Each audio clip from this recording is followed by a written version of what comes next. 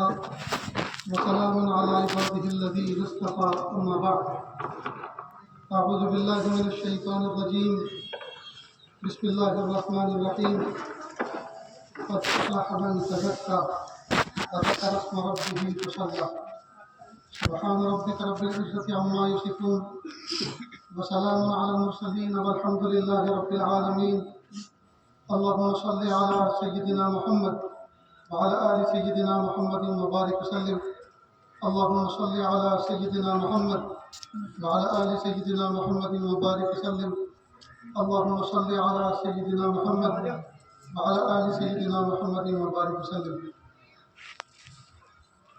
خوشی کے آج کے اس مبارک دن پر ہم تمام حضرات نے اپنے ہاتھوں میں کالی پٹیاں باندھی ہیں. یہ اس بات کے خلاف احتجاج ہے کہ وقت کی حکومت جو ایک ظالمانہ بل لے کر آئی ہے ہم اس سے نفرت کرتے ہیں, اس کو ریجیکٹ کرتے ہیں. یہ ہمارا قومی معاملہ ہے, یہ ہمارا دینی معاملہ ہے اور کسی کے دین میں کسی کو ہستکشیپ کرنے کی اجازت نہیں. یہ ہمارا ملک کا سنویدھان اور قانون اس بات کی اجازت دیتا ہے کہ ہم کسی کے اندرونی معاملات میں دخل گیری نہ کریں. میں نے آپ کے سامنے قرآن پاک کی آیت پڑھی قد افلح من تزکا. یقیناً وہ شخص کامیاب ہو گیا جس نے آپ کو سنوار لیا, جس نے اپنے آپ کو صاف ستھرا کر لیا. عید کا مبارک دن اللہ رب العزت ایک مہینے کے مکمل روزہ رکھنے کے بعد اللہ رب العزت شوال کی پہلی تاریخ کو عید کا دن قرار دیتے ہیں. 11 مہینے کے اندر بندے نے بھوک پیاس برداشت کی ہوتی ہے, اندر کے جراثیم کو مار دیا ہوتا ہے, خواہشات پر اپنا قابو کیا ہوتا ہے, نگاہوں کی حفاظت کی ہوتی ہے, سوچ کی حفاظت کی ہوتی ہے, دل کے خیالات کی حفاظت کی ہوتی ہے اور اپنے پیٹ کو حرام حلال چیزوں سے بھی بچایا ہوتا ہے. کھانا حلال تھا, پینا حلال تھا, لیکن حلال چیز دن بھر نہیں کھائی, حلال چیز دن بھر نہیں پی, بیوی حلال تھی, حلال بیوی دن بھر استعمال نہیں کی, اس کا قرب اختیار نہیں کیا.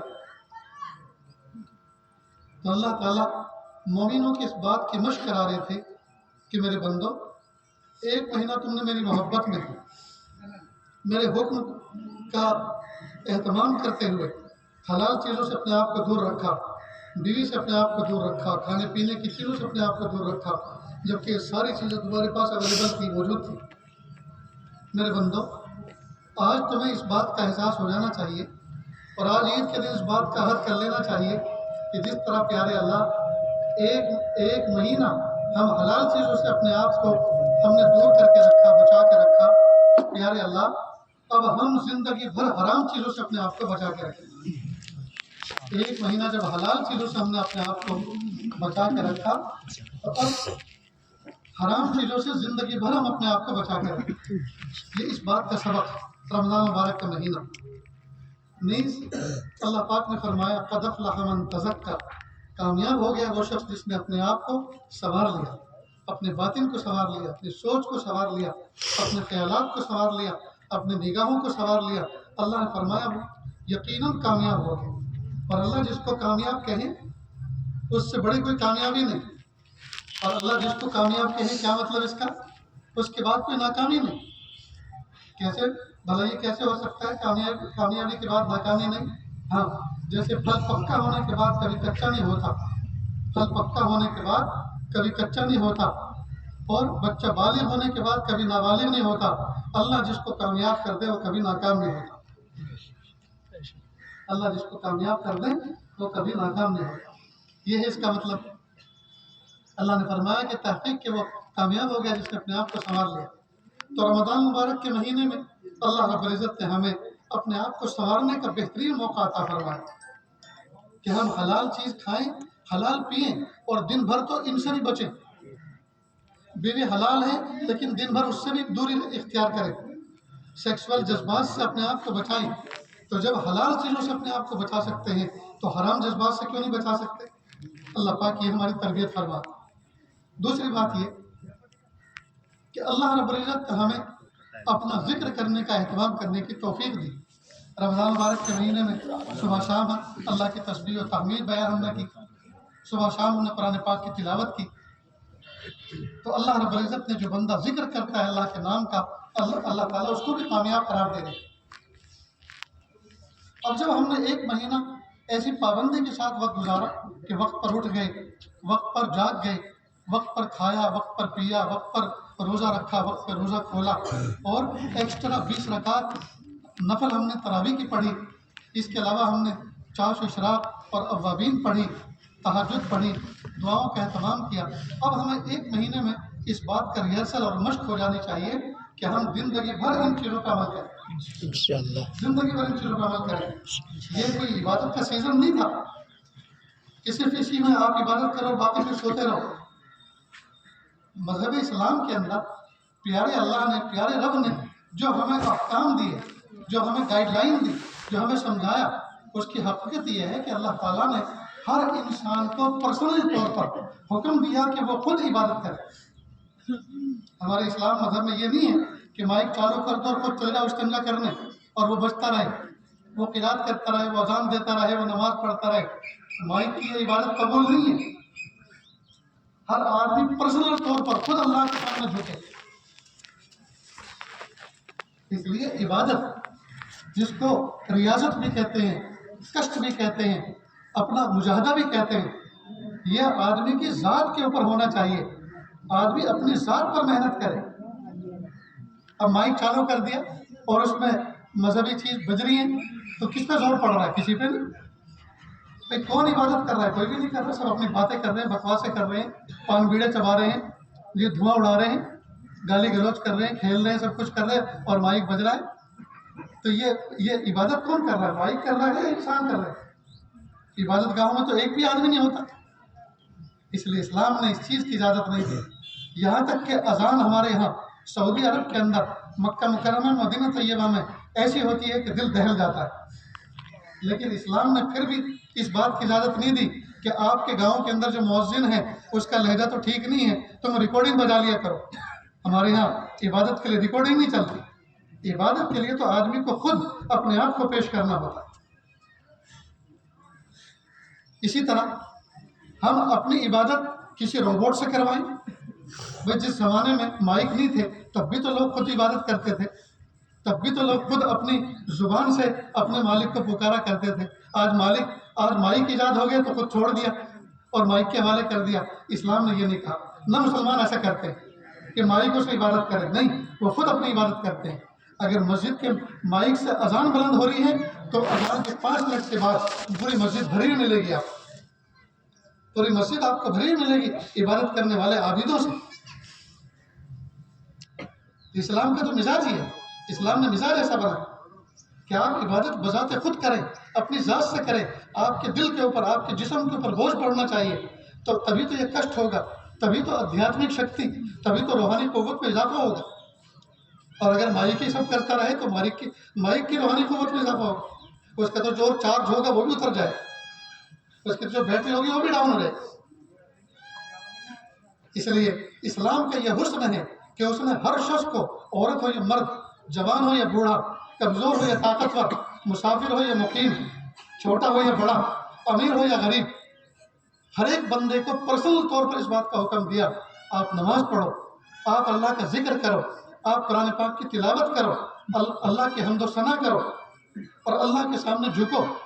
ایسا نہیں ہے کہ جو وزیر اعظم ہو، اور ایسا نہیں ہے کہ جو گاؤں کا پردھان ہو، اور ایسا نہیں ہے کہ جو سی ایم اور پی ایم ہو، ایسا نہیں ہے کہ جو آدمی ذرا صاحب حیثیت 2 پیسے کا مالک ہو، کہا بس وہ مڈھا بچھا کے بیٹھ جائے اور چند بڈھوں کو لگا کے اور حکے میں لگ جائے اور اس کو عبادت کی ضرورت ہے، ایسا کچھ نہیں ہے۔ بلکہ جو جتنا بڑا ہے اس کو تو حکم دیا کہ وہ سب سے پہلے جا کر اللہ کے سامنے جھکے۔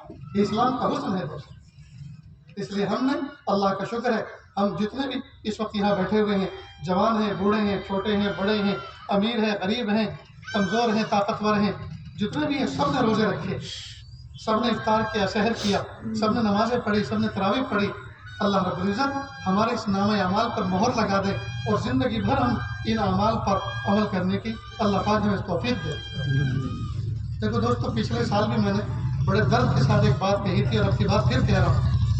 और ये गाँव के जो बड़े जिम्मेदार अक्लमंद नौजवान समझदार हैं, ये अपनी एक जवानों की जमात बनाकर रिफाही ये काम अच्छी तरह से अंजाम दे सकते हैं।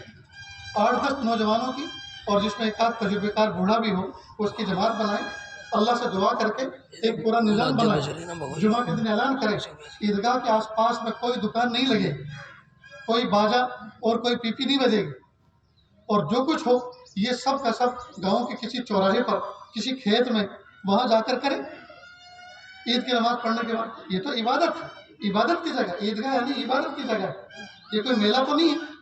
लेकिन देखा ये गया है कि धीरे धीरे इसके मेले का रंग आता जा रहा है। लिहाजा बच्चे आते हैं, बच्चों का क्या मतलब ईदगाह में, लड़कियों का क्या मतलब ईदगाह में। आज बच्चे आ रहे हैं, लड़के आ रही, कल इनकी माएँ भी आएंगी, तो फिर ये ईद नमाज पढ़ने की जगह है या देखने दिखाने की, ये क्या तमाशा है। इसलिए पहले से गांव के जो प्रधान हैं, गांव के जो जिम्मेदार हैं, गांव के जो बच्चे, गांव के जो यूथ है, इन लोगों को जमा होकर एक मुहिम चलाना चाहिए, एक मुहिम ऐसी चलानी चाहिए। नहीं, कान पे इसके ना लगे, इसके बाप के लगे। इसके कान पे क्या लगाने का मतलब, इसके बाप के तो कान में आवाज आ रही होगी ना।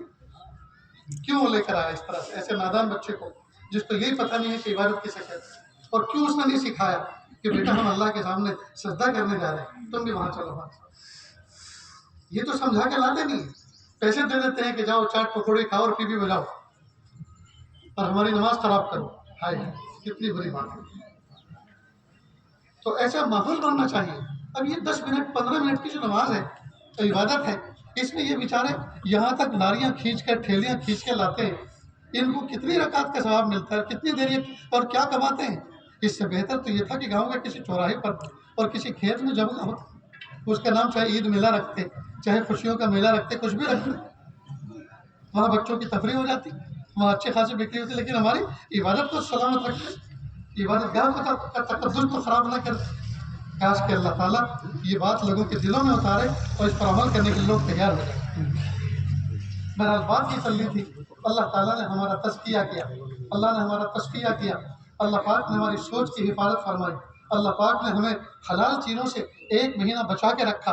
खाना हलाल था, पीना हलाल था, बीवी हलाल थी, मियाँ बीवी के ताल्लुकात हलाल थे दिन में, लेकिन अल्लाह पाक ने कहा नो, खबरदार, इन चीज़ों के करीब मत जाना, तुम्हारा रोज़ा फासिद हो जाएगा, तुम्हारा रोज़ा टूट जाएगा, अल्लाह तुमसे नाराज़ हो जाएंगे। और बंदों ने उन अहकाम की पाबंदी की, दिन में न खाना खाया, न पानी पिया, भूख प्यास को अल्लाह का हुक्म समझ के बर्दाश्त किया, न कि फ़क्र फाका समझा।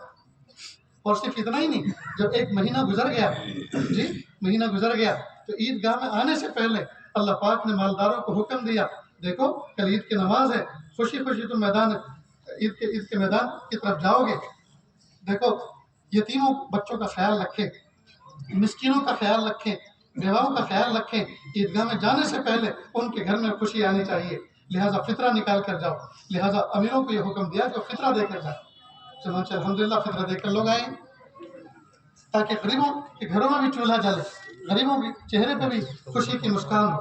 अल्लाह पाक ने इसको ये हुक्म दिया। तो ये है इस्लाम का हुस्न, कि ऐसा नहीं है कि सिर्फ अमीर लोग खुशी मनाएं और गरीब लोग आंसू बहाएं, बल्कि अमीरों के साथ गरीब भी खुशियाँ मनाएं, अमीर के साथ गरीब भी खुशियाँ मनाएं। नीस जब बंदे पूरा महीना रमज़ान मुबारक का रोज़ा रखते हैं और ईद की रात गुजारते हैं, हदीस पाक में इस ईद की रात को लैलतुल जायज़ा, आसमानों में इसका नाम इनाम की रात लिया जाता है। और ईद की रात में अल्लाह ताला इनाम फरमाते हैं, बख्शिश फरमाते हैं। उसके बाद जब बंदे सुबह के वक्त ईदगाह की तरफ जाते हैं, तो अल्लाह रब्बुल इज़्ज़त फरिश्तों को नाजिल फरमाते हैं, और हर गली नुक्कड़ पे फरिश्ते खड़े जाते हैं, जैसे पुलिस वाले पोजीशन लेके खड़े हो जाते हैं जब कोई MP MLA अपने इलाके से गुजरने वाला होता है, ताकि कोई अशांति फैलाने वाला कोई तत्व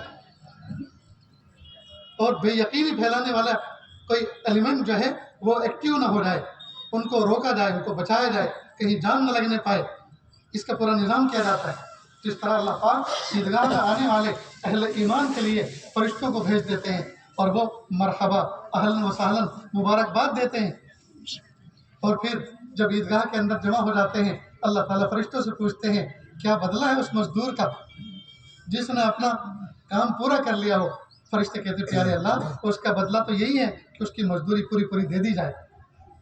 फिर अल्लाह फरमाते हैं फरिश्तों तुम गवाह रहना, आज इस ईदगाह के मैदान में ये बैठ कर मुझसे अपनी दुनिया के बारे में जो कुछ मांगेंगे, दुनिया के बारे में जो कुछ मांगेंगे, मैं इनकी मसलिहतों पर गौर करूँगा कि ये जो कुछ मांग रहे हैं वो इनके लिए वही चीज़ देना मुनासिब है या उससे बेहतर कोई चीज़ देना मुनासिब है, और वही चीज़ देना मुनासिब है तो अभी देना मुनासिब है या कुछ डिले करके देना मुनासिब है। मैं इनकी मसलिहतों पर गौर करूँगा। और अगर ये आखिरत के बारे में मुझसे कुछ मांगेंगे, बख्शिश मांगेंगे, नजात मांगेंगे, बगैर हिसाब किताब जन्नत में दाखिला मांगेंगे, मतलब इस तरह की चीज़ आखिरत के बारे में कुछ मांगेंगे, कहा मेरी इज्जत और जलाल की कसम मैं उनको वो दे दूँगा। और फिर फरमाते हैं अल्लाह पाक जाओ बख्शे बख्शाए अपने घरों को चले जाओ, मेरी इज्जत और जलाल की कसम कि मैं तुम्हें कुफार और मुशरिकीन के सामने शर्मिंदा और फजीहत नहीं होने दूँ। दोस्तों इतने बड़े रब अपनी इज्जत और जलाल की कसम खा के फरमा रहे हैं, ये कोई मामूली बात है, ये कोई मामूली गारंटी है। हमें चाहिए कि हम बख्शे बख्शाए अपने घरों को जाएं और कोशिश करें कि दोबारा गुनाहों का नाम अमाल दोबारा शुरू न करें, गुनाहों का रजिस्टर दोबारा अल्लाह ताला के यहाँ दर्ज न करवाएं। अब कोशिश करें अल्लाह अब ज़िंदगी ऐसी साफ सुथरी गुजारें। लेकिन अफसोस के साथ ये बात कहनी पड़ रही है कि यहाँ से बख्शे बख्शाए जाते हैं और ज़ोहर गायब, असर गायब, मगरिब में तो ऐसा लगता है कि मस्जिद रो रही, मगरिब में मस्जिद रो रही है, और इशा में जाओ तो ऐसा लगता है फाड़ खाने पाए। क्यों? इसलिए कि सब गायब, सब के सब बेना। कितनी बुरी बात है दोस्तों, एक महीना जिस रब की इबादत की, क्या वो रब छुट्टी पे चला गया? क्या उस रब ने तुम्हें इस बात की इजाज़त दे दी कि अब तुम इबादत न करो तो मैं तुमसे राज़ी हो गया? हरगिज़ नहीं। नमाज तो दोस्तों ज़िंदगी की आखिरी घड़ी तक हमारे ऊपर जो फ़र्ज होती है उसको अदा करना ज़रूरी है। वक्त का नबी अपनी ज़िंदगी की आखिरी नमाज भी पढ़ के दुनिया से रुखसत हुआ, वक्त के सहाबाए किराम अपनी ज़िंदगी की आखिरी नमाज पढ़ के भी दुनिया से रुखसत हुए। तो जब वक्त के नबी का ये मामला था, वक्त के नबी का ये मामला, वक्त के सहाबा औलिया किराम का ये मामला था, तो हम गुनहगार उम्मती अपने नमाज से पहले तही क्यों करें, नमाज से गाफिल क्यों रहें? इसलिए अल्लाह पाक ने मेरा और आपका तज़किया किया, मेरा और आपका तस्फिया किया, मेरे और आपके बातिन को ज़ाहिर को अल्लाह पाक ने धो दिया, बातिन को अल्लाह रब्बुल इज़्ज़त ने रात में मग़फ़िरत के ज़रिए से धो दिया, और ज़ाहिर को हमने अल्लाह ताला का हुक्म समझकर, हुज़ूर पाक की सुन्नत समझकर साबुन से मल के धो लिया। अल्हम्दुलिल्लाह हम सब के सब धोबी बेटा चांद से बने बैठे। अल्लाह पाक ने हमें धोबी बेटा चांद से बनाया। और दोस्तों कितना प्यारा अल्लाह पाक ने दीन इस्लाम हमें दिया है कि हमारे इस खुशी से न किसी के कपड़े ख़राब हो रहे, न हमारे कपड़े ख़राब हो रहे हैं, न किसी का दिल ख़राब हो रहा है, न किसी का जिस्म ख़राब हो रहा है, न किसी का मिजाज ख़राब हो रहा है। जी कोई भी तो बाधा नहीं है। इस्लाम के जितने भी त्यौहार हैं आज तक किसी को कोई तकलीफ नहीं हुई, आज तक किसी को कोई तकलीफ नहीं। रही बात ये जो आए दिन हुक्मरान ये जो अपनी सियासी रोटी सेकने के लिए कहते रहते हैं बाहर नहीं पढ़नी चाहिए और यहाँ नहीं पढ़नी चाहिए और वहाँ नहीं पढ़नी चाहिए, तो ज़रा अपने दामन में भी तो झाँक के देखो, क्या आप जिस मज़हब से बिलोंग करते हैं, ताल्लुक़ रखते हैं, तुम क्या कुछ करते हो।